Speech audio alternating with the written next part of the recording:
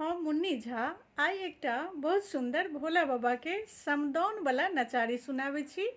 ई गीत हम सुनलिए तऽ हमरा बहुत नीक लागल, तऽ कहलिए जे अहूँ सबके सुना दै छी, सुनू और नीक लागत तऽ कनी कमेंट लाइक जरूर कऽ लियो हमरा पेज के।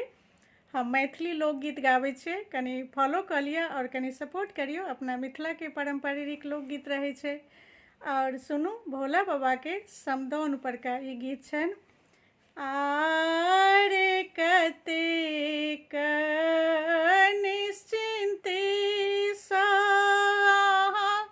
सुतल छियै भोला बाबा, सुतल छियै भोला दानी मंदिर घर पैसी गेल चोरी, मंदिर घर पैसी गेल चोरी।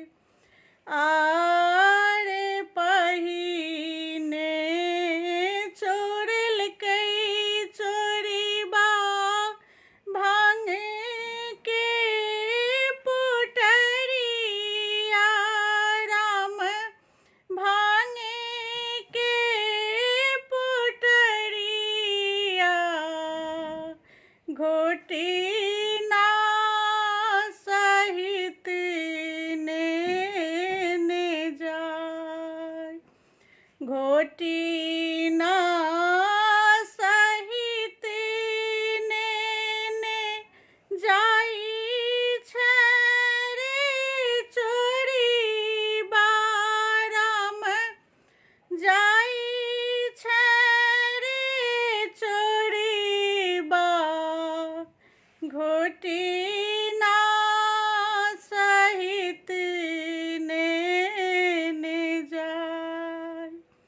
आर कतेक निश्चिन्ते सा अहाँ सुतल छियै भोले दानी, सुतल छियै भोले दानी मंदिर घर पैसी गेल चोर।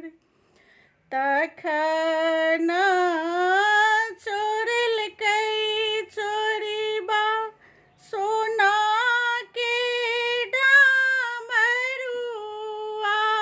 राम सोना के डामरुआ। त्रिशूल सहित ने जाय, त्रिशूल